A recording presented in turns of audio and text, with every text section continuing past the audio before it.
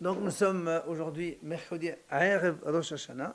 Nous sommes donc le 5e jour de la création et nous sommes Daf Ayin Vav de Psachim. Il nous restait donc une dernière ligne de la Gemara. Dans la mission, on a parlé hier, donc de la page précédente, dans la mission, on a dit hier que si l'agneau de Pessah il touche les parois donc, du four, on a dit, du four, c'est ça, on a dit il faut donc enlever une pellicule parce que ça a été cuit pas par le feu mais par la chaleur de l'argile. Voilà. Alors Gemara, elle va nous parler un petit peu donc, de mélange. Alors, Itma. Ham les toch ham devrait accoler à chaud. Quand il y a un mélange de deux produits, un kasher et un non kasher à chaud, tout le monde est d'accord que c'est à chaud. Sonen et torsonen devrait accoler muta. Quand il y a le mélange, il se fait à froid, tout le monde est d'accord que c'est permis. Prenez du lait qui se mange avec la viande, ben vous rincez et on mange la viande, c'est pas un problème. Ham les torsonen et sonen et torham. Maintenant, si c'est chaud dans le froid ou froid dans le chaud, alors il y a une mahlok entre Rav et Shmuel. Rav Amar illa agava. Rav, il dit, c'est celui qui est en haut qui prédomine. Ça veut dire que si celui d'en haut il est taref, il tombe dans le bas. Par exemple, on prend ici un kassim, il dit par exemple que celui d'en haut il est chaud et celui d'en bas il est froid. C'est le haut qui va prendre donc l'importance. Et Shmuel il dit le contraire, tata agava. C'est celui d'en bas qui prédomine. D'accord. Donc ça veut dire que si on a voilà, si c'est chaud, donc le chaud dans le froid, selon Rav, c'est celui d'en haut qui compte. Elle a Gava, donc si celui d'en haut il est chaud, donc c'est Taref, parce que le chaud il emporte sur le froid. Et selon Shmuel, non, c'est le froid qui l'emporte sur le chaud.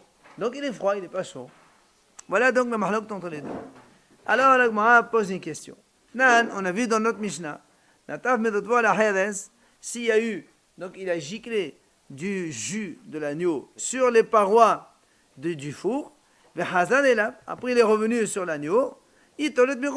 On a dit on enlève cette couche-là puisque cette gouttelette-là qui est revenue, elle a été chauffée par les parois. Alors, donc on pense nous que la paroi du four elle est froide. Et l'agneau lui il est chaud. Et donc la dit selon Rav qui a dit que celui qui est en haut, c'est lui qui l'emporte, donc je comprends que la goutte qui est chaude, elle va sur les parois, donc comme elle est chaude, elle va l'emporter, après quand il vient, c'est pas bon, il faut éplucher l'agneau. Donc la goutte, elle va chauffer l'argile,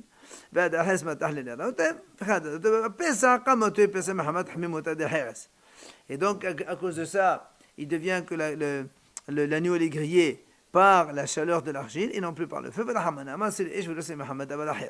Selon Rav, ça marche bien. Et là, les Shmuel,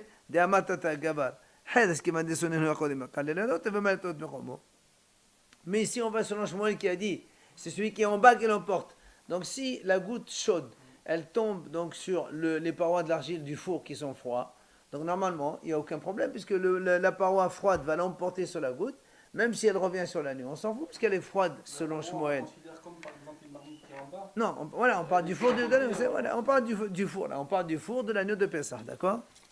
Donc si Shmuel, selon Shmuel, ce qui est en bas, c'est ça qui l'emporte. Donc comme la parole est froide, normalement, même si la goutte elle va sur l'agneau, il n'y a aucun problème. Alors la Gemara répond il dit en fait ici on parle que la paroi du four, elle est chaude. Donc tous les deux, ils sont chauds. C'est pour ça que après, ça devient un sourd. Voilà. C'est carrément un sourd. Oui, la goutte qui tombe, après, il revient, elle gicle sur les parois du four. Après, elle revient sur l'agneau. Il faut donc enlever cette partie qui a été chauffée par la gouttelette. Oui, et on pose la question. Maintenant, la Gemara dit... On a dit aussi, si par exemple une goutte de l'agneau, elle tombe sur donc de la semoule, on prend une partie de cette semoule et on l'enlève. Là aussi, on pense que la semoule elle est froide. Alors on dit la même chose. Selon Rav qui a dit que c'est celle qui est en haut qui l'emporte. Donc la goutte qui est chaude, elle va sur la semoule, donc elle va chauffer, donc la semoule ne devient pas bonne. Mais c'est pour ça qu'on doit enlever la partie de la semoule. Pourquoi donc la goutte, elle va chauffer la semoule. Après la semoule, donc elle chauffe la goutte et elle revient sur l'agneau. Et après,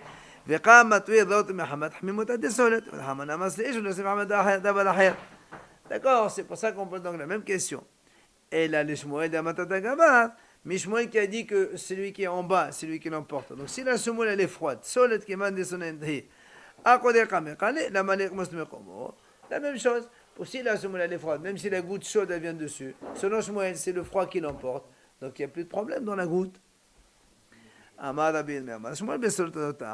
pour ça qu'il a dit, donc là aussi c'est la semoule qui est chaude.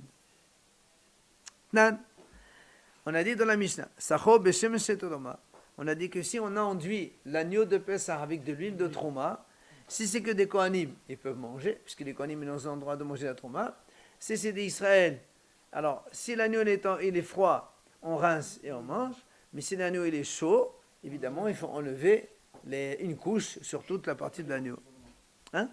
Si on a enduit l'agneau avec de l'huile de Trouma, l'huile de Trouma, la Trouma c'est que les Kohanim qui mangent. Si l'agneau il appartient qu'à des Kohanim, bon, il n'y a pas de problème, il peut manger l'agneau grillé de cette façon. Oui, ça pose problème. Alors, on dit, si l'agneau il est froid, on rince et on mange. Mais si l'agneau il est chaud, dans ces cas-là, il faut enlever une couche complètement. Il est cuit ou il est chaud? Ça dit, grillé. Il est grillé. Grillé avec de, ça y est, grillé avec de l'huile dessus, c'est fini. Alors, c'est ce que dit. On l'a enduit avec de l'huile de Trouma. Si c'est des Kohanim, ils peuvent le manger. Si c'est Israël, voilà, c'est ce qu'on a dit. C'est ce qu'on a dit dans la Mishnah. Non, c'est Israël. Kohanim, on a dit, ils mangent. C'est ce qu'il a dit la Mishnah. Alors, on a dit,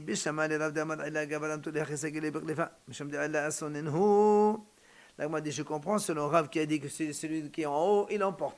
Donc là aussi, comme il y a de l'huile de Trouma au-dessus de l'agneau, donc c'est l'huile de Trouma qui est, donc elle va rendre l'agneau azur. C'est pour ça qu'on a dit il faut enlever toute une couche de l'agneau. Et là, le Shmuel de Amatata Gabal, qui va de Hamhum, Blabala, mais Shmuel il a dit c'est celui d'en bas qui l'emporte. Donc s'il y a de l'eau, de l'huile de Trouma qui tombe dans l'agneau il est chaud. Normalement, selon Shmuel, c'est celui d'en bas qui l'emporte. C'est-à-dire, il prend toute l'huile, il l'absorbe. Dans ces cas-là, il ne faut pas enlever seulement une couche, c'est tout l'agneau qui devient interdit. Puisque selon Shmuel, c'est la partie en bas qui absorbe celle d'en haut, qui l'emporte sur celle d'en haut. Qu'est-ce qu'il veut dire la partie d'en bas? Je n'ai pas compris. C'est-à-dire, quand il y a contact de deux choses, une sur l'autre, celle qui tombe sur l'autre, il y a une d'en bas et une d'en haut. Ah, la même chose ici, l'huile, elle est sur l'agneau. L'agneau, il est en bas. C'est une image.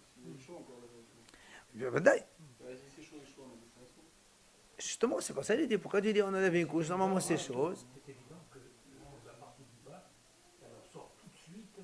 Oui, mais la question, elle est, qu'est-ce qui a le plus de force? C'est le truc qui tombe ou c'est la chose qui reçoit?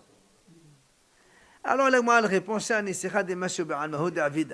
il dit, c'est pas pareil. Là, on fait que oindre une couche superficielle. Donc, même si ça absorbe pas entièrement dans l'agneau. C'est pour ça on se suffit avec une couche de l'agneau, ça suffit. Et la Gemara nous rapporte une braïta pour soutenir ce qu'il a dit Shmuel. Tania Kavate de Shmuel. C'est-à-dire, Shmuel il dit, c'est la partie d'en bas qui l'emporte sur celle d'en haut. Ham le ham asso. Donc, chaud dans du chaud, évidemment, ça c'est tout interdit, ça va de soi. Ça absorbe, ça va de soi.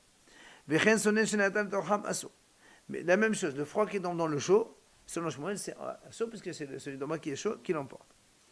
Ham le torsonen, le torsonen.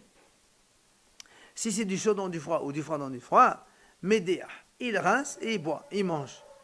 Ham le torsonen. Tu lui dis d'arrêter de sonner, s'il te plaît. Du chaud dans du froid, on peut rester ou pas?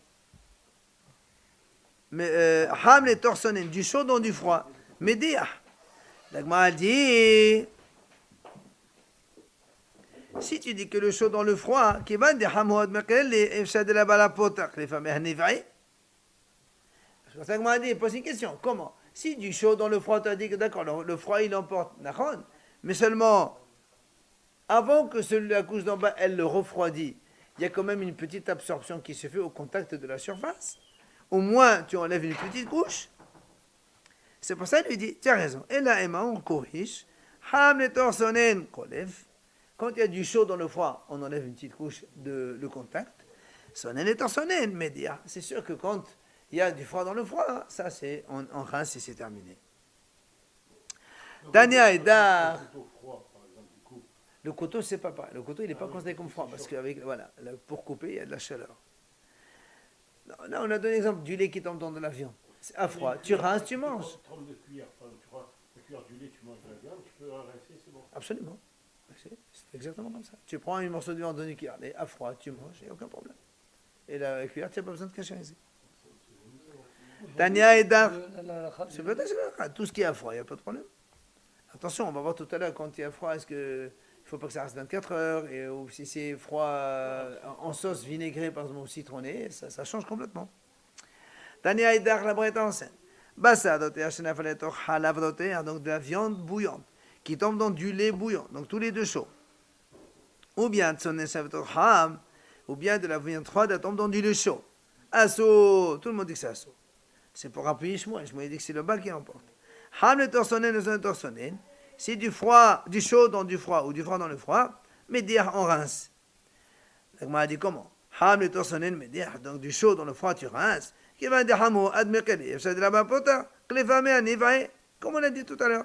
C'est-à-dire que le chaud dans le froid, il y a quand même le contact qui se fait dans la seconde. Il y a du chaud qui touche.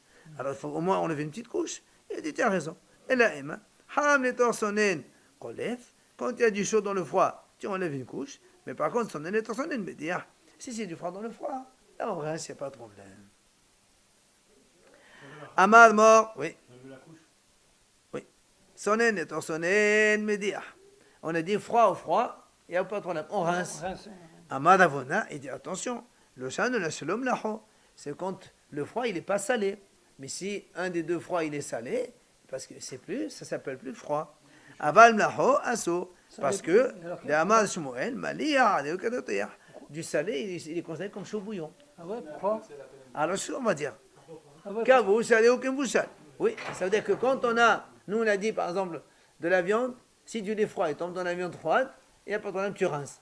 Mais si la viande elle est très salée, même si le lait tombe dedans, la viande salée c'est considéré comme de la viande chaude, bouillante, et c'est assaut. C'est ce qu'il est en train de dire maintenant.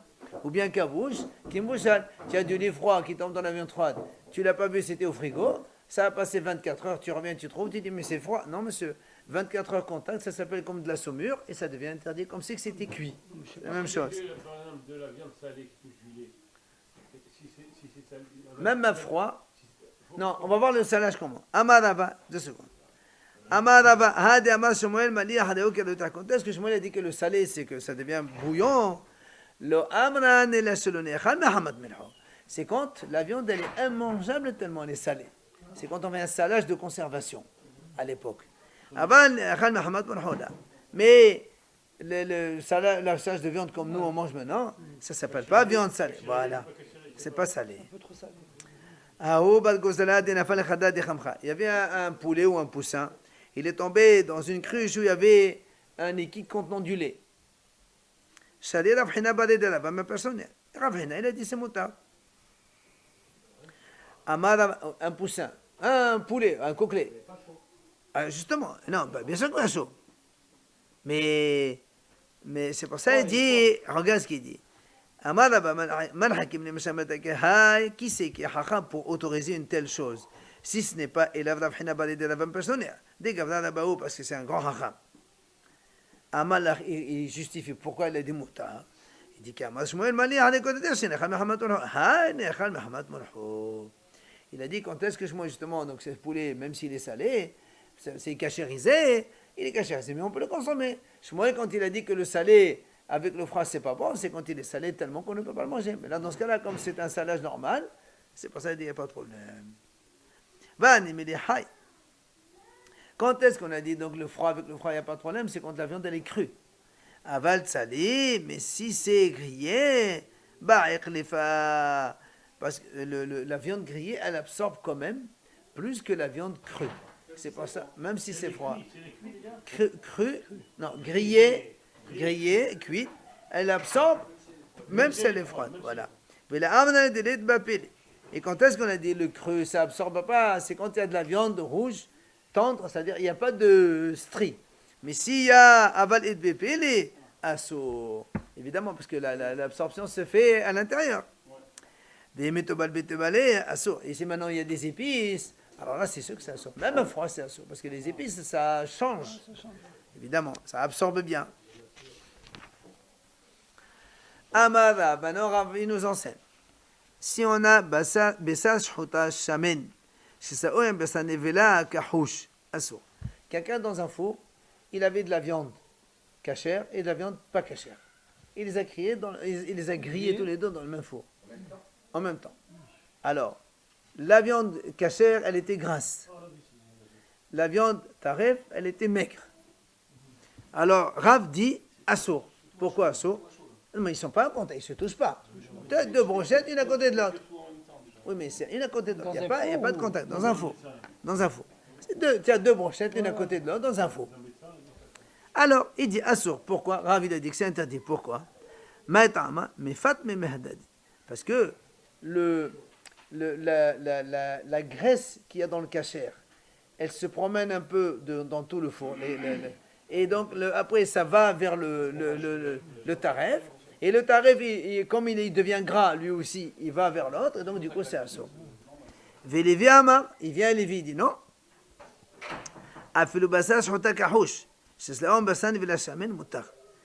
Lévi dit non, monsieur. Même si tu mets de la viande cachère maigre et de la viande taref grasse, et donc la graisse en général elle va là-bas, il lui dit que c'est moutar, il n'y a pas de problème. Pourquoi? Il dit il n'y a que l'odeur. Le four il est ouvert, ça cuit, il y a de l'odeur qui se promène. Lui il dit l'odeur c'est rien du tout. Il n'y a pas de contact. Il n'y a pas de contact. Il n'y a pas de contact. Il n'y a que de l'odeur de la viande. Il dit l'odeur ça n'a jamais été interdit. Ça c'est Lévi qui dit ça. Et là, il raconte, Lévi, il a eu un même cas. On a fait griller un chevreau et à côté un davar, il a dit c'est du cochon. Dans le même four, il a permis, il a dit c'est pas de problème. L'odeur, c'est pas un problème. Mais avant, Ramamouche, les fours, ils n'étaient pas fermés. Alors. Non, ils étaient ouverts en haut. Ils étaient ouverts en haut. Ah, c'est Oui. la fumée qui sortait. Alors, Absolument, voilà. Mais bon, il y a de l'odeur, c'est tout. Il n'y a pas de contact. J'ai compris. Non, l'odeur, ça ne. Non, mais l'odeur, il n'y a pas d'interdiction dans l'odeur. L'odeur, si elle se mélange avec quelque chose. Oui, mais l'odeur, la fumée, elle monte. La fumée, elle monte. Elle sort, ça veut dire. Eh ben, quel goût? Il n'y a pas de goût. Lévi dit, elle ne change pas. Mettez, Vilagma a posé une question. Si on pense. En solin shnip sahim ki ahad mipnei ta'aruf. L'agma dit comment? On a vu qu'on n'a pas le droit de griller deux agneaux, un à côté de l'autre, dans un four. Pessah. Korban Pessah. C'est tout, on parle de Korban Pessah. Non, mais non, voilà, il te dit, voilà, nous on a vu, on n'a pas le droit de... Parce que, regarde ce qu'il dit, mais pene ta'aruf. Parce que, rappelez-vous, on a dit que le Korban Pessah, par exemple, famille senior, ils ont Korban Pessah. Famille guette, ils ont Korban Pessah. De peur qu'après, vous allez vous tromper, vous allez vous échanger les agneaux. Or, c'est absurde de manger un agneau sur lequel on n'a pas été nommé auparavant. Attendez. Il n'y a pas de marque. Il y a une marque sur l'agneau maintenant. Mais à cause du mélange, on risque de mélanger. C'est pour ça qu'on n'a pas le droit de griller deux agneaux dans le même four. L'agma dit, l'agma dit, n'est-ce pas, c'est à cause de mélange de goût, d'odeur. Et donc la question de la contre-vie qui a dit que l'odeur c'est pas un problème. Il dit non monsieur.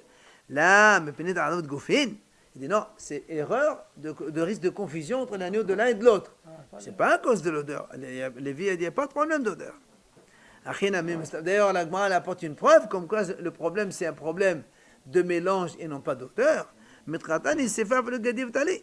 Parce que la Sefa dit même si un c'est un agneau et l'autre c'est un chevreau, on n'a pas le droit de les griller ensemble. On risque de confondre. C'est comme ça. Et si tu dis que la raison à cause de la confusion donc de l'un vers l'autre, c'est pour ça qu'on te dit même un chevreau et un agneau. Tu vas me dire, mais on ne peut pas se tromper, ça c'est un chevreau, c'est un agneau. Même ça, il te dit non. Non. Pourquoi? On craint. Donc, si c'est un problème de goût ou d'odeur, donc chevreau, agneau, ça n'a aucun. C'est pareil. Donc, l'agneau de Pessah, ça peut être un chevreau, un agneau. Ah oui, un chevreau aussi? Bien sûr. Ah, je ne savais pas. Voilà. Un agneau seulement. Alors, là, on m'a dit, donc, tu vois bien que la raison, c'est à cause, donc, risque de mélange des agneaux. Donc, si maintenant, ça veut dire que s'il n'y avait pas ce problème de confusion d'agneaux, ça aurait été permis, même s'il y a l'odeur qui se mélange entre les deux. Ah, la Gemara dit dans ces cas-là, ah, imzekacha, les matéoté, alors ça va une question contre Rav, puisque Rav en haut il a dit, si on prend la viande grasse cachère et la viande maigre tarif dans le même four, Rav il a dit que c'est assourd à cause de l'odeur qui passe dans la norme. Alors nous ici on voit qu'il n'y a pas de problème d'odeur. C'est pareil. Nous on voit ici qu'il n'y a pas de problème d'odeur. Donc c'est une question contre Rav. Rav il dit non, l'odeur c'est problématique. Question. Amar Rabbi Irmia, Rabbi Irmia il dit non, c'est pas pareil. Rabbi Irmia il dit ici parce qu'on les a fait griller dans 2 casseroles. On m'a dit qu'est-ce que tu racontes? Quand on fait grillade, on ne fait pas grillade dans une casserole, la grillade c'est dans le four. Il dit non, c'est comme, ça veut dire quoi? En fait, il dit ici, ça veut dire que dans un four, il a mis, disons, le bois comme ça, au milieu. Il fait un tas de bois au milieu. Il a mis l'agneau d'un côté et l'autre agneau d'un côté. Ça veut dire qu'ils sont tellement séparés, comme si c'était dans 2 casseroles différentes. C'est pour ça qu'il dit, comment il faut lire? Donc on a dit, on n'a pas le droit de faire griller 2 agneaux dans le même four à cause donc, du problème de mélange qu'on peut se mélanger les 2 agneaux.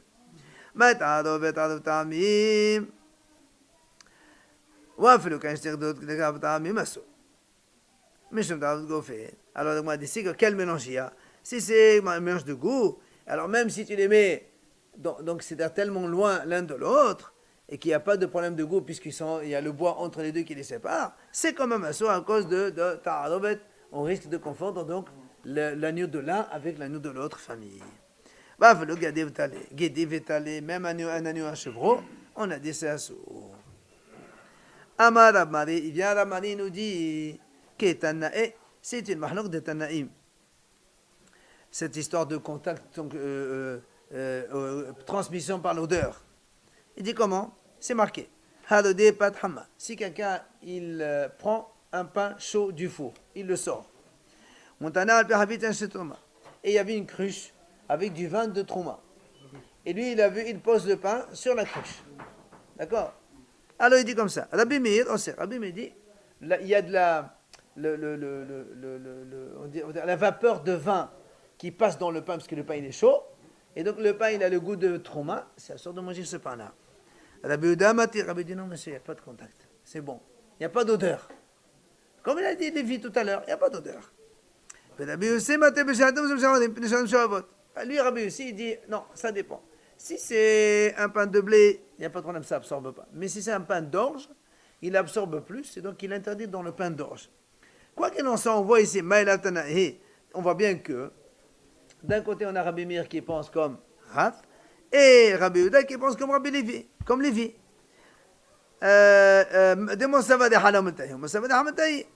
D'accord? Donc on fait la parallèle entre Rav et Lévi en haut et Rabbi Meir, Rabbi Uda ici. Les Lévi, Vada et Tanaï. Donc sur le Lévi qui a dit tout à l'heure, il n'y a pas de problème d'odeur. Ici, Rabbi Meir dit il y a plein d'odeur, c'est ça, une mahlok, il n'y a pas de problème. Les Rav, Nima Tanaï. Est-ce que pour Rav aussi on va dire la même chose, il y a aussi mahlok? Amal, Rav, il te répond, non monsieur. Dès qu'on est en vérité, tout le monde pense comme moi, que l'odeur, ça se transmet. Ah, alors comment ça se fait que Rabbi Uda là-bas, il a dit que c'est permis? Alors normalement c'est un saut. Selon lui, l'odeur, c'est problème. Donc normalement le pain doit être interdit. Alors comment Rabbi Uda a dit que c'est permis? Alors il explique. Là, il dit là-bas, on a déjà expliqué cette idée. On a dit, si le pain il est chaud et que la cruche elle est ouverte, selon tout le monde c'est un saut. La cruche elle est ouverte et le pain chaud, c'est sûr que ça y est passage. Maintenant si tu prends un pain froid et la cruche elle est fermée, tout le monde dit c'est sûr que c'est moutard, il n'y a pas de problème. La marloquette, pas de hamar avec toma, pas de sonda avec tutaha. Soit un pain chaud avec les cruches fermées, soit un pain froid avec une cruche ouverte. C'est là où il y a la marloquette. Et Behanami, qui fait hamar avec tutaha damia. Il dit maintenant le problème de notre agneau aussi, c'est que comme les 2 agneaux sont à côté de l'autre, c'est comme s'il y avait un pain chaud avec une cruche ouverte. C'est pour ça que Rav, il pense que c'est un sous. Alors, et donc, Selon Rabbi Yehuda qui a dit là-bas que c'est motard, ici il dirait que c'est assour parce que justement c'est chaud et ouvert. Tani Rav Kahana Baded Rav Hinna Sava. Rav Kahana il enseigne. Il dit comme ça. Pat she'afa'a im salib betanour. Si quelqu'un il a fait cuire du pain en même temps que de la viande dans un four. Dans un four, il a mis de la viande à cuire et il a du pain à côté. C'est pas interdit. Assour le relabirota. Hein? Il n'a pas le droit de manger ce pain avec du lait, évidemment. Ça va de soi. Dans la l'odeur, elle ne marche pas. Mais c'est pas l'odeur ça. Mais attends, Ils sont éloignés, non? il faut pas oublier que là-bas il y avait une marloque, Rabbi a dit que c'est un sourd quand même. Nous, on a vu que c'était permis dans la lacha. Non, pas du tout. C'est-à-dire un après l'autre, c'est permis, on a vu. On a vu dans la Ah, après l'autre c'est pas. Non, on a Mais vu en que même c'était temps, une bonne grille, on fait des tant, grillades. on parle pas de la Hamana, on parle de Gemara. Haï binita diato badi besra. Il y avait une fois, on a fait griller du poisson et de la viande côte à côte. Poisson et viande. Asada Rabba Mfazir Nemarne Bourta. Rabba, il a interdit de manger ce poisson-là avec du lait. Parce qu'il a pris le goût de la viande. Moi, il vient mon rabbin et dit non, ce poisson, même avec de la viande, c'est assourd de le manger. Parce que poisson et viande, c'est à cause de ces sakana. Et c'est assourd de mélanger viande et poisson. Donc il a dit comme ça. Après, mitmatitin, la nouvelle Mishnah. Hamishat vanim ba'in betoma ve'enan nechalin betoma. Alors, nous, on a dit jusqu'à présent que le Korban Pessah, même si tous les ministres les sont impurs, oui, on a le droit de le faire et on le mange quand même. Maintenant, la Mishnah nous dit, il y a 5 choses que même si on est impur, on les fait quand même parce qu'on n'a pas le choix, mais on ne les mange plus, on ne les mange pas. C'est quoi? La Mishnah nous donne les détails. Un Omer, c'est le Omer, Korban Omer. Omer, c'est celui qu'on fait le soir de Pessah, le deuxième soir de Pessah. Quand ils vont moissonner, ils prennent la dose de Omer, d'orge et ils le mettent au bisbéar. Si on est tamé, on le fait quand même, mais on ne le mange pas. J'étais allé les 2 pains de Shavuot. La même chose. On est obligé de les faire, même si on est tamé, on les fait quand même, on n'a pas le choix, mais on ne les mangera pas. Les 12 pains du Bétamidach que les Kohanim mangent tous les Shabbats. Et les corbanotes de Shlamim de Tzibour. Et où Saïré Rashi Hodashim. Et les corbans de Rosh Hodesh. Et la Mishnah dit, par contre, à Pesach Sheba Betom. Le Korban Pesach qu'on a fait en étant impur, on le mangera quand même en étant impur, parce que parce que le but du Korban Pesach était justement de le manger. Donc c'est pour ça que si on l'a amené, c'est pour le manger. On ne peut pas l'amener et ne pas le manger. Donc c'est pour ça que, et lui, on peut le manger. Absolument, on parle de Thomas. Ah non, ça c'est le Pesach. Une personne qui est tamée ou quelques personnes qui sont tamées pour le premier Korban Pessah, ils ont le droit d'apporter à Pessah Sheni, il n'y a pas de problème. Mais là, quand on est tout le Ham Israël, dans ces cas-là, on peut le manger, tout le monde peut le manger. Comment il peut être impur tout le peuple d'Israël? On a dit si le grand rabbin Nistar la veille, tout le monde doit l'accompagner. On a dit ça. Hein? Non, Voilà. ça me revient. La Gemara dit, Hamisha lema otimai. La Gemara dit, pourquoi la Mishnah dit 5 choses? Si elle me met la liste, je sais que j'ai compté. Elle a besoin de me dire, il y a 5 choses. Elle me dit, il y a des choses qu'on n'amène pas, on amène Thomas et on ne les mange pas. Voilà la liste. Je compte, ça fait 5. Non, on n'a pas dit ça, c'est pas ça. On a dit que non. La Gemara dit, Hamisha lema otimai, lema otimai, hagigat hamisha asa. Il dit c'est pour exclure le Korban Hagiga du 15 Nissan ou du 15 Tishri. Ça veut dire quoi? Parce que nous on sait que le jour de Yom Tov, il faut apporter un Korban Hagiga. Ce qu'on appelle Korban Hagiga, c'est un sacrifice de fête. Tous les bénissants doivent apporter un Korban Hagiga. Alors il dit, de ça, quand il dit Kevan de Korban Sibounou, Kabali, Mouaïd, Tum. Kama Shmanan, Kevan de Ete Tashum Kishba, Allah Dahe Shabbat, Tumad Shabbat, Allah Dahe Tuma. Il dit comme ça. Il dit, nous on aurait pu penser, comme Korban Hagiga, la même chose que Korban Pessah. Korban Pessah, tous les bénissants, ils amènent Korban Pessah. Et Korban Hagiga aussi, tous les bénissants doivent amener Korban Hagiga. J'aurais pu penser que c'est un Korban collectif. Et comme c'est un Korban collectif, ça repousse aussi ça. Donc on peut l'amener Betouma avec impureté. Et tu apprends que non. Pourquoi non? Parce que le Korban Hagiga, c'est marqué que si on n'amène pas le premier jour, on peut l'amener le lendemain, le surlendemain, 4, 5, 6, 7e. On a 7 jours pour apporter le Korban Hagiga. Donc, si on est impur le premier jour, amène-le demain. C'est le seul korban qu'on peut faire. C'est Korban Hagiga, oui. Ceux de Pesach, de Shavuot et de Sukkot. Les 3 Korbanot Hagiga, on a la possibilité de les amener pendant 7 jours. Donc, celui qui n'a pas pu le premier jour, il aura le deuxième, troisième, quatrième, cinquième, sixième, septième. Donc, c'est pour ça que la Gemara te dit, étant donné que dans ce cas-là, même si tu ne l'as pas amené, tu peux amener après, tu peux te rattraper. Donc, il n'y a aucune raison. D'accord? C'est pour ça d'ailleurs, là-bas, il dit, là derrière Shabbat. Même Shabbat, ça ne repose pas. Ça veut dire que si un jour de Yom Tov, c'est Shabbat, on n'apporte pas Korban Hagiga. Ça veut dire, bien que ce soit un Korban collectif, puisqu'il concerne tout le peuple d'Israël, vu que on peut se rattraper demain ou après-demain, ce n'est pas tout à fait collectif. C'est un individuel dans la collectivité. Et donc, dans ces cas-là, non, tu attends demain, après-demain, tu as 7 jours. Voilà, c'est pas contrairement, ça c'est un autre cas. Les autres, oui, les autres, on peut l'apporter, mais ceux-là, non. C'est pour ça qu'il dit pourquoi celui-là, tu l'as pas compté, parce que celui-là, il est spécial. Donc, bien qu'il soit collectif, en vérité, ce n'est pas un vrai collectif, puisque chacun peut l'apporter un autre jour. Et comme il n'est pas collectif, il ne repousse pas Shabbat. Et comme il ne repousse pas Shabbat, il ne repousse pas non plus l'impureté.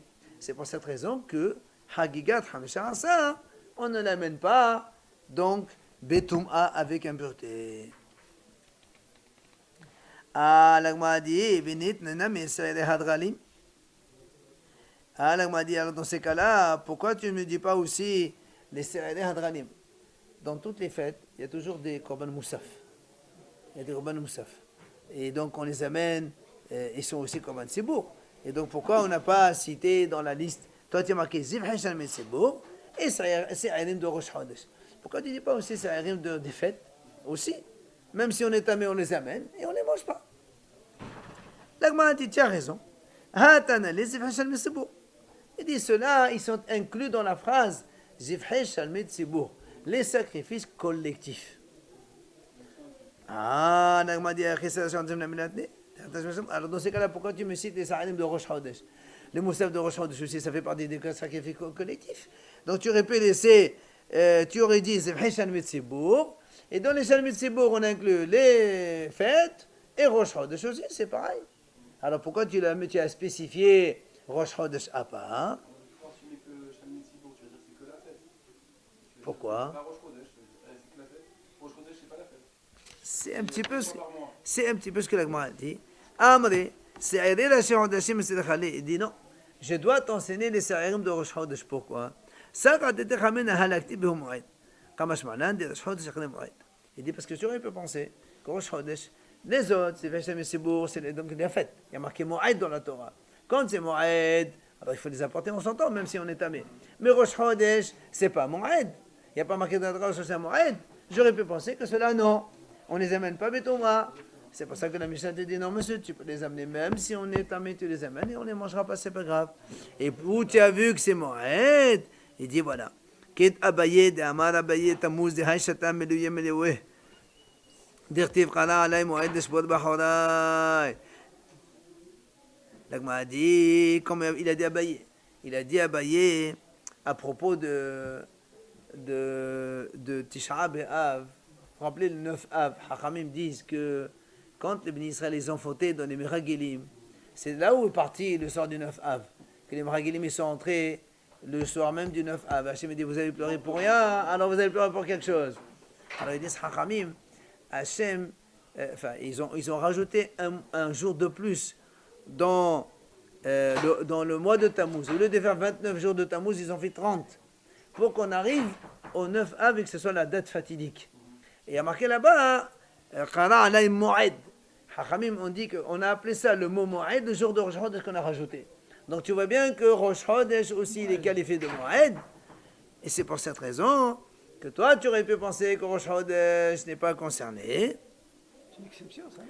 Alors on t'a dit que même si les Sa'adim de Rosh Chodesh aussi, même si on est tamé, on peut les amener, mais on ne les mangera pas parce qu'ils sont considérés comme Moed. Ok? Bon, on arrête là pour l'instant, on fera la prochaine fois la suite. Ça, quoi alors?